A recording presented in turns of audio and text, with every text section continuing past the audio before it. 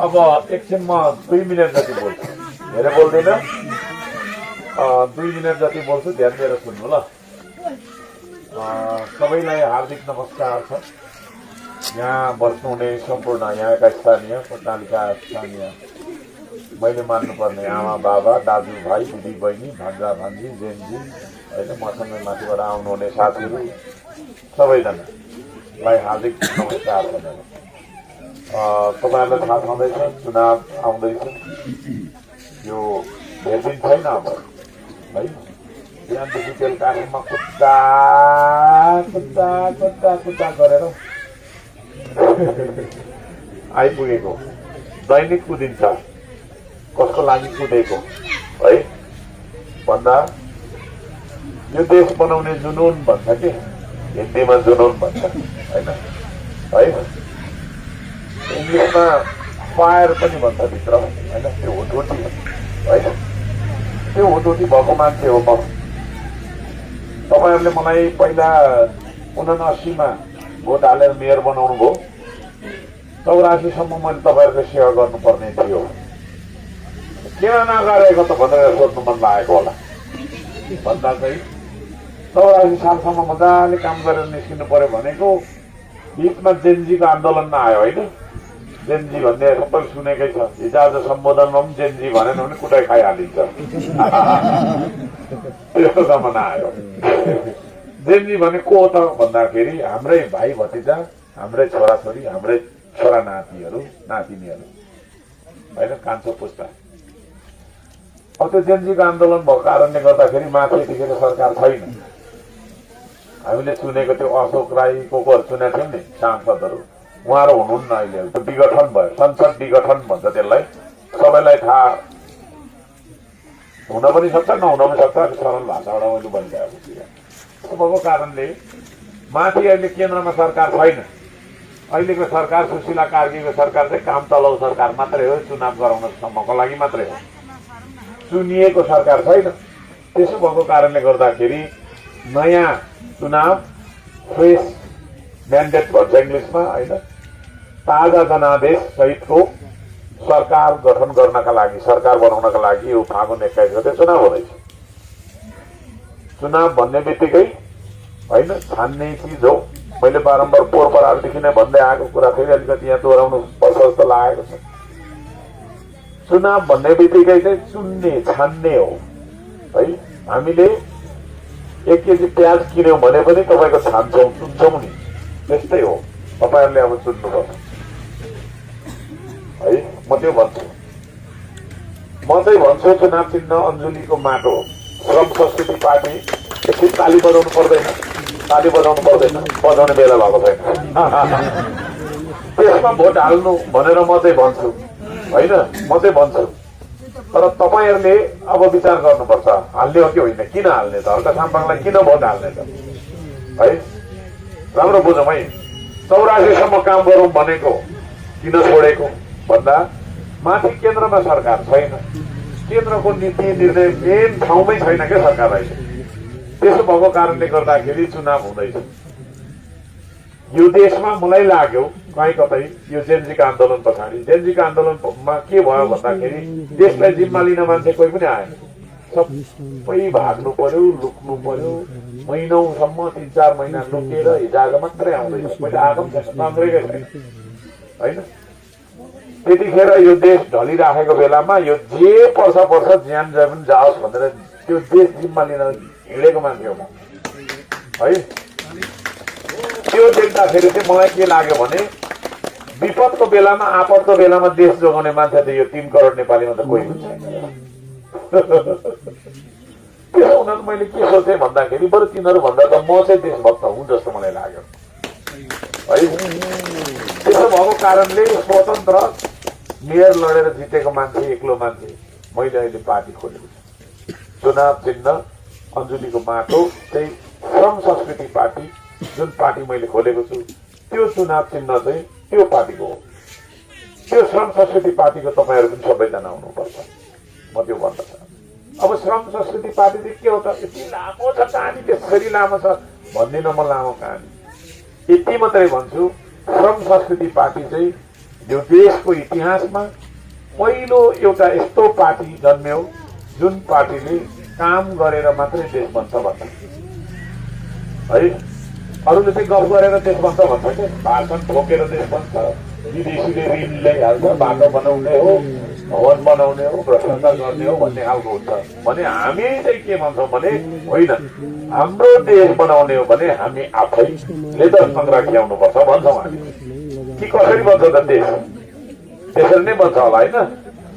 जस्तै तपाईँको केही यहाँ बारीहरू छ होइन, केही बारी छ, अब कोही बनिकै होला, कोही त छैन होला, कोहीको खेती छ, त्यो तपाईँको घरको बारीमा छिमेकीले आएर तपाईँलाई चाहिँ मकै रोपिदिने हो र? छिमेकीले आएर अथवा कोही कसैले विदेशीले आएर धान रोपिदिने हो कि तपाईँले नै रोप्नुपर्छ? हो, त्यति साधारण कुरा। तपाईँको घरमा मैले भात खानुपर्छ लगाएर, त्यो भात मैले आएर पकाइदिएर हुन्छ र? मैले पकाएर मेरो आशा हेरेको तपाईँले? छिमेकीले पकाइदिन्छ? पकाउँदैन। अब खाइराखेको अन्न होइन, भइराखेको भाँडामा भएको के अरे तपाईँको बोरामा भएको चामल त आफैले पकाएर खानुपर्ने रहेछ भने यो देश अरूले बनाइदिन्छ? गलत हो। त्यसो भएको कारणले यो देश हामी आफैले बनाउनु पर्छ भन्ने पहिलो इतिहासमै पहिलो होइन पार्टी हो श्रम संस्कृति। त्यो श्रम संस्कृति पार्टीको चुनाव चिन्ह अञ्जुलीमा रहेको माटो, त्यो माटो चिन्ह लिएर म चुनाव लड्दैछु।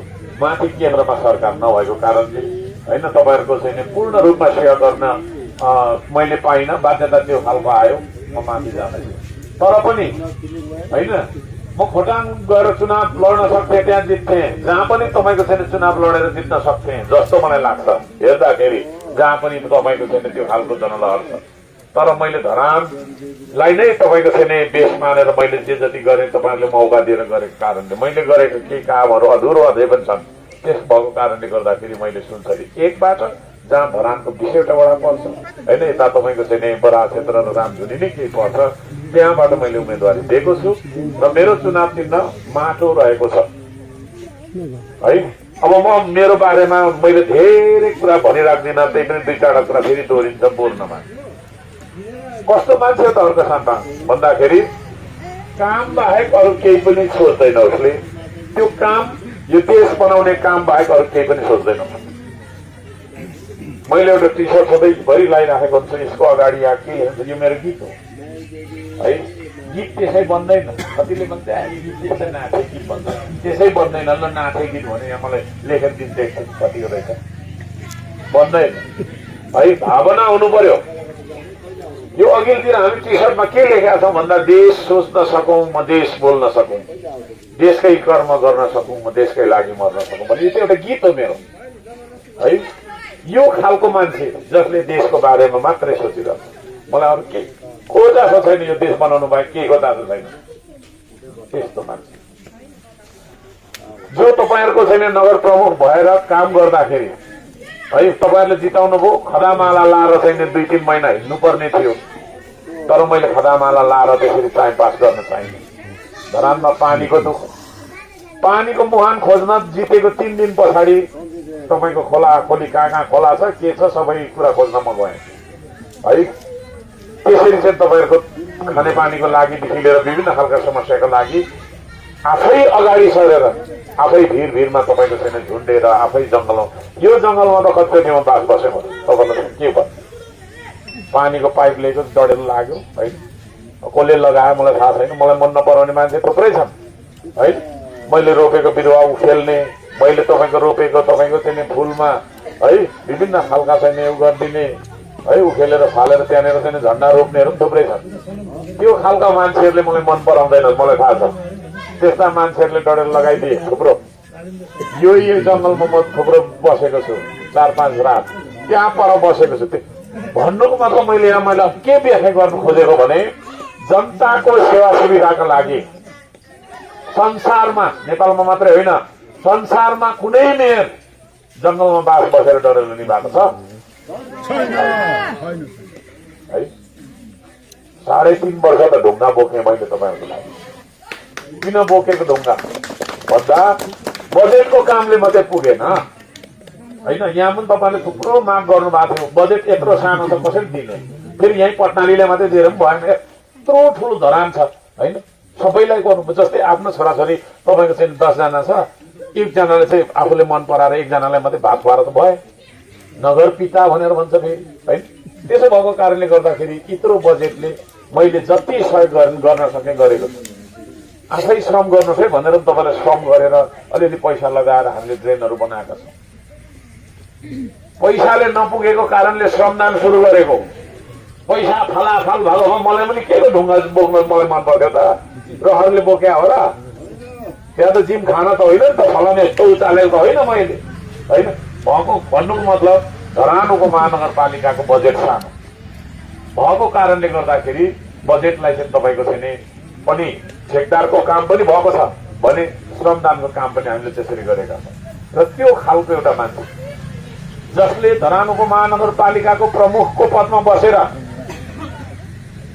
एकै पैसा पनि भ्रष्टाचार गरेन, घुस खाएन, कमिसन खाएन, त्यस्तो मान्छे, त्यस्तो तपाईँको चाहिँ निष्ठोर मान्छे, त्यस्तो इमान्दार मान्छे यो देशको नेतृत्व बन्नुपर्छ भन्ने मलाई लाग्छ तपाईँलाई है।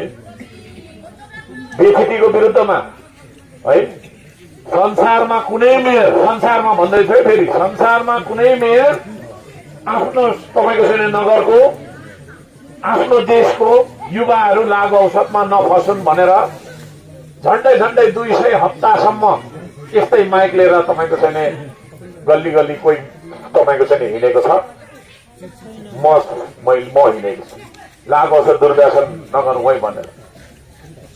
मेरो आइतबार, सोमबार, मङ्गलबार, बिहिबार भन्ने क्यालेन्डर के भयो भन्दाखेरि मैले आइतबारलाई श्रम शिक्षा बार बनाएँ। त्यो दिन म विद्यालयमा गएर श्रमको बारेमा काम छानो हुँदैन है नानी हो, आमा बाउलाई सघाउनु, जसलाई सघाउनु भन्ने किसिमको शिक्षा बाँडेर है। बिहिबारलाई मैले सफाबार भनेर चाहिँ सरसफाइ गर्नुपर्छ, आफूले फालेको जे पाए त्यो फाल्नु हुँदैन भनेर एउटा शिक्षा दिए। शुक्रबार लागु औषध खानु हुँदैन है, तपाईँको चाहिँ लागु औषध भएर हाम्रो चाहिँ शरणार्थी ल्याङफ्याङ भएर हिँड्यो भने हामीले जति नै ठुलो भाषण गरेर जति नै ठुलो नीति बनाउन केही काम लाग्दैन। हाम्रो जेन्जी सबै बिग्रेर जाओस् त होइन, लागु औषध खाने, सुई हान्ने, सबै गाँजा भाङ धतुरो खाने भयो भने हामीले मैले जति नै कराउँदा पनि देश बन्नेवाला छैन, तपाईँले जति नै कोसिस गर्दा पनि बन्नेवाला छैन। त्यसो भएको कारणले प्रत्येक शुक्रबारलाई सुधारबार भनेर त्यसरी हिँड्यो। प्रत्येक शनिबारलाई है श्रमबार भनेर तपाईँको चाहिँ श्रमदान गरियो।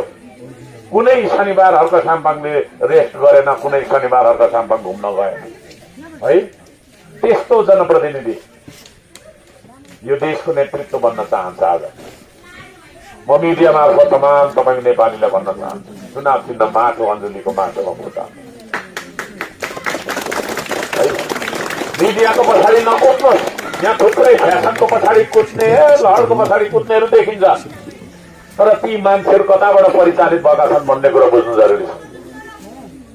श्रम संस्कृति पार्टी मात्रै त्यस्तो पार्टी हो है जुन पार्टी यही तपाईँको माटोबाट उम्रिएको पार्टी छ। हामीलाई विदेशीले पैसा दिएर हामी चलेका छैनौँ। आउँदा म टेम्पोमा आएको, जाँदा म आज तपाईँको चाहिँ बसमा गएर तपाईँको चाहिँ के अरे होइन धरान 6 मा दैलो गरेर आएको। तपाईँले लाउने लुगा भन्दा पुरानो छ मेरो लुगा है। धरान उपमहानगरपालिकाको मेयर हो नि, अरू जस्तो भएको भए तपाईँको छैन 3-4 घर बनाइसक्थेँ मैले पनि होला होइन है। यो दुःख मैले के को लागि गरेको है, के को लागि गरेको भन्दाखेरि कसै न कसैले त त्याग गर्नुपर्छ है। सबै सुकिलो मुकिलो भएर हिँड्दाखेरि म पनि सुकिलो मुकिलो भएर हिँड्न सक्थेँ है। मेरो कार्यकालमा तपाईँको 3.5 वर्ष मैले ढुङ्गा किन बोकिरहनु पर्थ्यो? ठेकदारसँग तास खेल्दै बस्थेँ, ठुल्ठुलो व्यापारीसँग माथि तारे होटलमा तास खेल्दै बस्थेँ होइन। ठुलै पालिका हो यो धरानमा, चान्चुने पालिका त होइन है। 125 वर्ष पुगिसकेको पालिका हो, यो सानो पालिका हो र होइन नि त। तर ती सारा कुराहरू मलाई हेरेर तपाईँहरूले बुझ्नुपर्छ। मैले एकचोटि भनेको थिएँ, म राजनीति र नेता दुईटैको परिभाषा परिवर्तन गर्छु। 2-4 वर्ष मात्रै पर्खिनु भनेर मैले ऋषि धमलाको जनता जान्न चाहन्छन् भन्ने कुरामा भन्ने तपाईँको अन्तर्वार्तामा भनेको कुरा स्मरण गर्छु। आज हर्क साम्पाङले बनाएको पार्टी मात्र 2 महिना हुँदैछ, तर ठुल्ठुला दल 60 वर्ष 70 वर्ष पुगेका दलहरू ठुलो कामिरहेको छ, भित्र गठबन्धन गर्दैछन् भन्ने समाचार आएको छ। मसँग किन त्यत्रो डराउनु पर्यो भन्दाखेरि उनीहरूले मलाई चिन्यो। मैले राजनीति र नेता दुईटैको परिभाषा परिवर्तन गर्छु भनेको थिएँ, बिस्तारै हुँदैछ है। त्यसो भएको कारणले गर्दाखेरि अहिले ठुल्ठुला दलहरूले डराएर तपाईँको चाहिँ गठबन्धन गरिरहेको छ भन्ने कुरा छ है।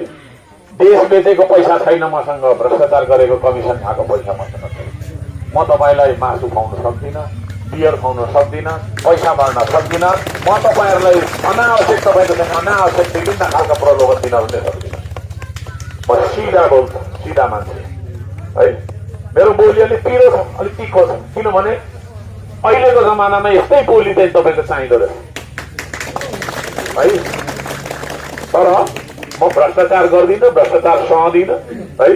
त्यो खालको हो। त्यसले गर्दाखेरि म तपाईँहरूलाई मासु पनि खुवाउँदिनँ, पैसा पनि दिन्न है। तपाईँलाई चाहिँदैन पनि मलाई थाहा छ, तर मिडिया मार्फत मैले मेसेज पनि दिनु छ। त्यसले गर्दा सारा नेपालीलाई म भन्न चाहन्छु, यदि हामी कोही कसैले के दिन्छ र हामी भोट बेच्छौँ भने त्यो भोट किनेर लाने मान्छेले देश बेच्छ है।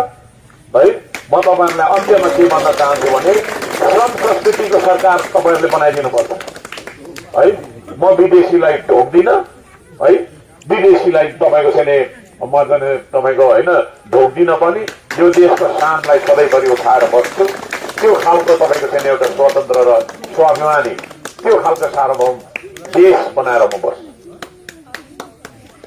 यो कुरा अब हामी त्यति खास बुझ्दैनौँ गाउँमा होइन। यो सार्वभौम सत्ता के कता के को मतलब हामीले एउटा सानो ड्रेन बने भइहाल्यो होइन भन्ने खालको चाहिँ हाम्रो हुन्छ। तर म तपाईँहरूलाई अन्त्यमा कुरा के राख्छु भने यो देशभन्दा ठुलो हुँदैन विकास है।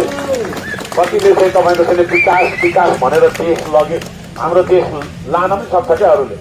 मैले बारम्बार भनेको छु। अब जस्तै यो केटाकेटी होइन लाई कोही कसैले मिठो खानेकुरा राम्रो लाउने के अरे लाउने लुगा दिन्छ, अलिकति पैसा पनि दिन्छ भने त्यो केटाकेटी हामीले अरूलाई दिइ पठाउँछौँ र अरूले लान पाउँछ हाम्रो छोराछोरी? पाउँदैन।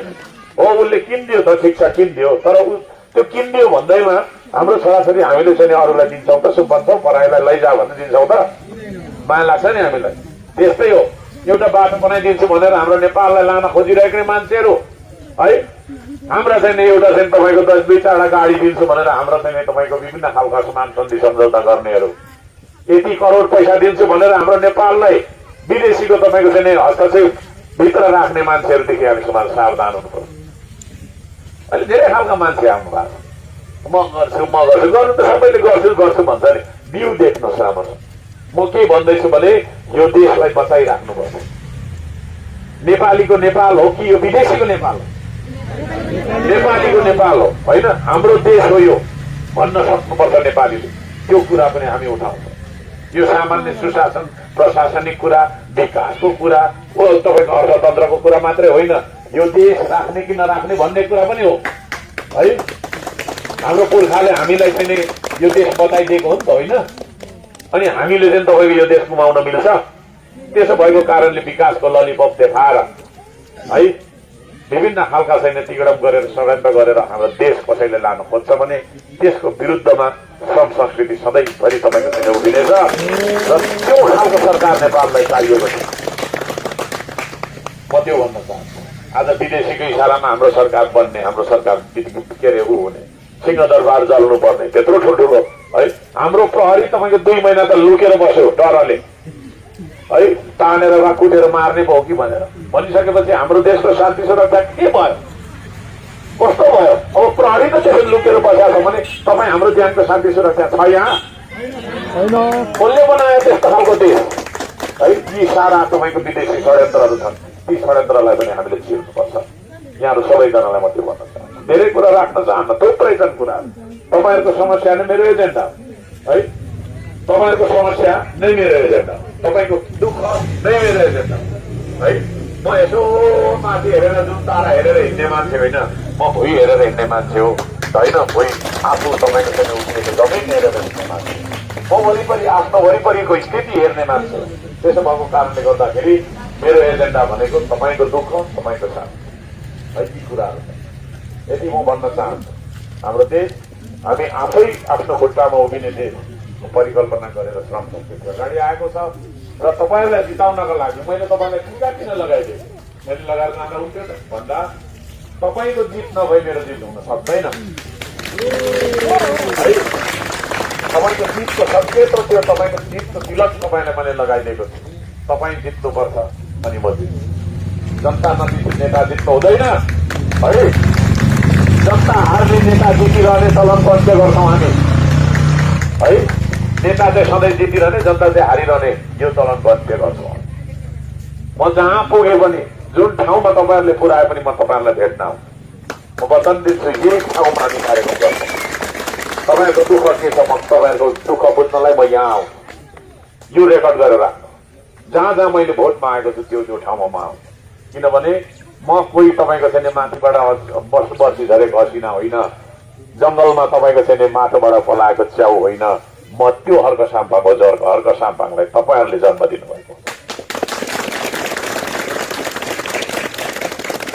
अब हर्क साम्पाङ जस्तो होइन इमान्दार, कर्मठ, भिजन भएको, दूरदर्शी निर्णय गर्न सक्ने, बगरहरूमा तपाईँको छैन बगैँचा बनाउन सक्ने, कसैले नपत्ताएको तपाईँको छैन होइन गिट्टी मिसगिट्टीको थुप्रोमा बगान बनाउन सक्ने त्यस्तो खालको एउटा मान्छे, त्यस्तो मेयरलाई तपाईँहरूले जन्म दिनुभयो।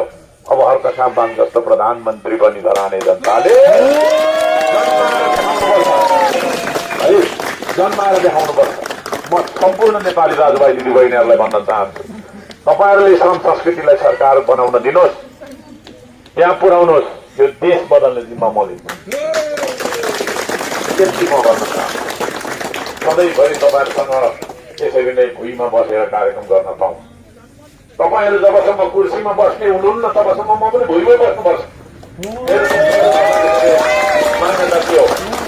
तपाईँहरूले यसरी भुइँमा बसेर कार्यक्रम सुनिरहँदाखेरि होइन हामी अवश्य पनि तपाईँको चाहिँ प्रगति गर्नेछौँ।